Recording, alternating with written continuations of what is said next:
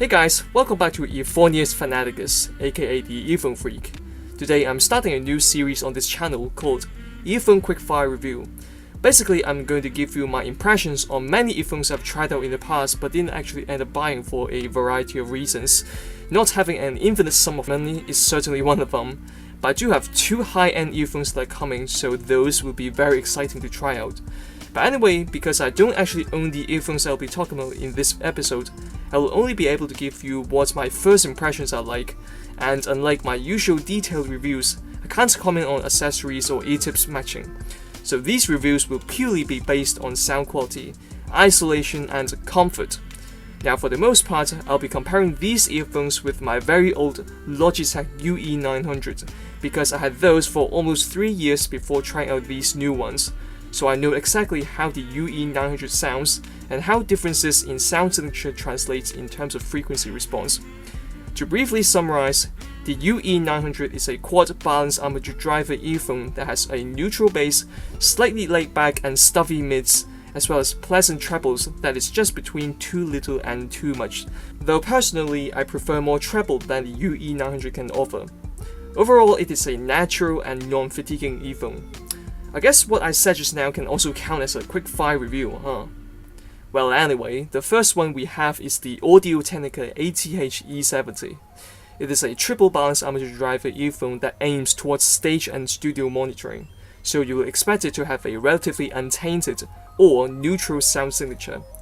I found the E70 to be quite comfortable to put on, but the cable is extremely long at 1.6 meters, which is more suitable for stage use rather than listening on the go. For that, you want the cable to be between 1 to 1.2 meters long. The e-guide is also clumsily long. They could have honestly chopped it up in half and it would be just right. I also couldn't get a perfect seal with this earphone, which seems to be a common theme for me regarding most Audio-Technica IEMs I've tried. But who cares about all this crap? Just tell us how it sounds, man. Okay, so actually I felt the E70 sounded a bit similar to the UE900. They both sound quite natural and neutral in certain frequency range. However, I do think the E70 presents more mid-highs compared to the UE900, which is why vocals stand out a bit more. In case you're wondering what are mid-highs, I'm actually referring to the 1 to 2 kHz region. The more elevated this part is, the more vocals, especially female vocals, stand out compared to the bass and treble. Speaking of the bass and treble, I found the bass to be fast but weak, but this could be due to the imperfect seal I had with this earphone. I thought the treble is very good, though a bit splashy. I can't exactly pinpoint which frequency range can lead to splashy treble when increased. I mean, I do think the E70 presents more treble than the UE900, but I've heard earphones that have more prominent and detailed treble, and yet not as splashy sounding. Overall, at a retail price of $399 on Amazon, I think the E70 is a fair purchase on first listen, but there are certainly better options out there. Could be interesting to revisit this earphone if I ever decide to purchase it. But the thing is, the retail price here in Hong Kong hovers around $560, which is absolutely insane. If you pay just a bit over $50, you can buy the legendary AKG K3003. Yeah, if you ever come to Hong Kong, make sure to pick up a pair of AKG K3003. It's quite a bargain, honestly. Next one I want to talk about is the ATH IM04, also by Audio-Technica. It is Audio-Technica's previous flagship IEM with 4 balanced armature drivers on both sides. This is also Audio-Technica's first quad BA earphone, so as you can imagine, my expectation for this earphone was quite high. Well, here's what I think. I still think the bass on the IM04 is weak, but compared to the E70 I think it goes just a tad bit deeper. But otherwise I've found the IM04 to sound a lot like my UE900, especially when looking at mid-highs and the treble. In fact, I think the IM04 sounds even more like the UE900 than the E70. It's almost like the IM04 and the E70 are tuned for different purposes. E70 for monitoring and IM04 for actually listening to music, I guess.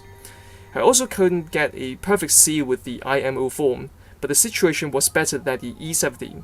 But to me at the time, I still found the UE900 to fit the best. Overall, I think the IM04 is a pretty nice earphone, but because of how similar it sounds to my UE900, I had to pass. No reason to get two earphones that basically sound the same, and even if I want to buy it, it has been long discontinued as the whole IM series of earphones is replaced by the LS series, which is the current lineup. Speaking of the LS series, the Audio-Technica ATH-E70 is the next and last earphone I want to talk about in this episode. It isn't exactly clear what LS stands for, but I faintly remember it standing for Live Sound. Correct me if I'm wrong. When I looked at Audio-Technica's website, it seems that the LS400 is marketed as a consumer product, whereas the E-series, such as the E40, E50, and E70 are all marketed as professional products.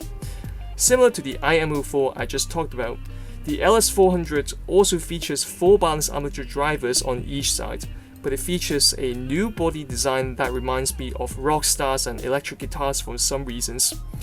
I don't have much to say about this earphone honestly, because on my first listen, it just felt boring and unimpressive. It always felt like something was off and it just didn't click with me.